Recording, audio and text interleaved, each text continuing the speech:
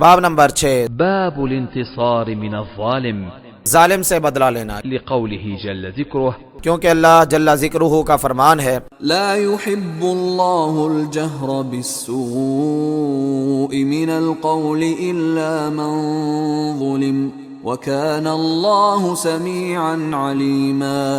اللہ بری بات کے ساتھ آواز بلند کرنا پسند نہیں کرتا مگر جس پر ظلم کیا گیا ہو، اور اللہ ہمیشہ سے سب کچھ سننے والا، سب کچھ جاننے والا ہے۔ سورہ نساء آیت نمبر 148۔ اور یعنی اللہ تعالیٰ نے فرمایا والذین اذا اصابهم البغی هم ينتصرون، اور وہ لوگ کہ جب ان پر زیادتی واقع ہوتی ہے وہ بدلہ لیتے ہیں۔ سورہ شورى آیت نمبر 39۔ قال ابراہیم كانوا يكرهون ان يستذلوا فإذا قدروا عفوا، ابراہیم نخعی نے کہا صحابہ اس بات کو ناپسند کرتے تھے کہ انہیں ذلیل کیا جائے، پھر جب وہ یعنی ظالم پر قدرت پا لیتے تو معاف کر دیتے تھے۔ فوائد نمبر 1، لا يحب اللہ الجہر بالسوء من القول، یعنی اگر کسی شخص میں کوئی دینی یا دنیاوی عیب پایا جاتا ہے تو اسے سر عام ذلیل کرنا جائز نہیں، اور نہ ہی ہر شخص کو بتانا جائز ہے، کیونکہ یہ غیبت ہے اور غیبت قطعی حرام ہے۔ البتہ اگر کوئی شخص ظلم پر اتر آئے تو مظلوم کو حق حاصل ہے کہ وہ اس کی زیادتی کے خلاف آواز بلند کرے، خصوصاً جہاں آواز بلند کرنے سے اس پر ظلم رک سکتا ہو یا اس کا مداوع ہو سکتا ہو۔ اسی طرح لوگوں کو اس کے ظلم سے بچانے کے لیے اس کا عیب بیان کرنا بھی جائز ہے، اس کے حق میں بد دعا بھی کر سکتا ہے۔ حدیث کے راویوں پر جرح بھی اسی ضمن میں آتی ہے، کیونکہ ضعیف روایت بیان کرنا امت پر ظلم ہے۔ کوئی شخص باوجود وسعت کے دوسرے کا حق نہ دیتا ہو تو اس کو طعن و ملامت کرنا بھی جائز ہے۔ رسول اللہ صلی اللہ علیہ وسلم نے فرمایا لی الواجد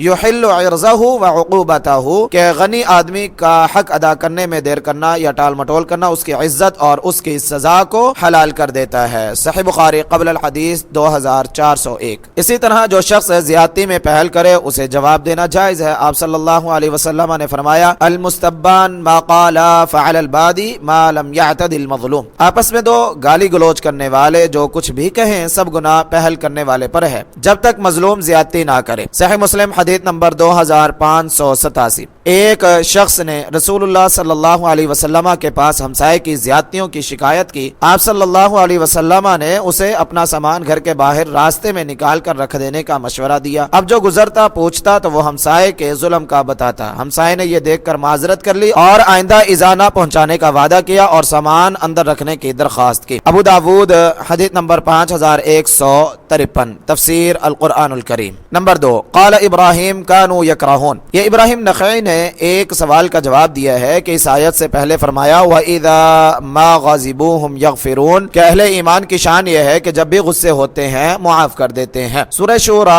آیت نمبر 37۔ اور اس آیت میں زیادتی کا بدلہ لینے کے وصف کی تعریف فرمائی ہے۔ ان دونوں میں تطبیق کیا ہے؟ سوال کا جواب یہ ہے کہ مومن یہ بات ناپسند کرتے ہیں کہ ذلت قبول کریں، مگر جب قدرت پاتے تو معاف کر دیتے تھے۔ خلاصہ یہ کہ اگر معاف کرنا مجرم کے جرم سے باز آ جانے کا باعث ہو تو معاف کرنا افضل ہے، لیکن اگر معاف کرنے سے اس کی سرکشی اور جرم پر جرأت میں اضافہ ہوتا ہے تو انتقام لینا چاہیے۔ دلیل اس کی لفظ البغی یعنی سرکشی ہے۔ ایک شاعر نے کہا ہے اذا انت اکرمت الکریم ملکتہ وان انت اکرمت اللئیم تمردا، جب تم کسی معزز شخص کی عزت کرو گے تو اس کے مالک بن جاؤ گے، اور اگر تم کمینے کی عزت کرو گے تو وہ سرکش ہو جائے گا۔ ابن کثیر نے کہا یعنی ان میں اس شخص سے انتقام لینے کی قوت ہوتی ہے جو ان پر ظلم و زیادتی کرے، نہ وہ عاجز ہوتے ہیں نہ ذلیل، بلکہ جو سرکشی کرے اس سے انتقام کی قدرت رکھتے ہیں، اس کے باوجود جب قابو پا لیتے ہیں تو معاف کر دیتے ہیں، جیسا کہ یوسف علیہ السلام نے اپنے بھائیوں کے ساتھ کیا، اور نبی کریم صلی اللہ علیہ وسلم نے فتح مکہ کے موقع پر اپنے دشمنوں اور قتل کی کوششیں کرنے والوں سے فرمایا لا تثریب علیکم اليوم، آج تم پر کوئی ملامت نہیں۔ سورہ یوسف آیت نمبر 92۔ اسی طرح آپ صلی اللہ علیہ وسلم نے ان 80 آدمیوں کو معاف کر دیا جو کہ جو کوہ تنعیم سے آپ پر حملہ کرنے کے لیے اترے تھے، آپ نے ان پر قابو پا لیا تو انہیں معاف کر دیا۔ غورث بن حارث نے آپ صلی اللہ علیہ وسلم کے سوتے ہوئے آپ کی تلوار میان سے نکال لی، آپ بیدار ہوئے تو وہ ننگی تلوار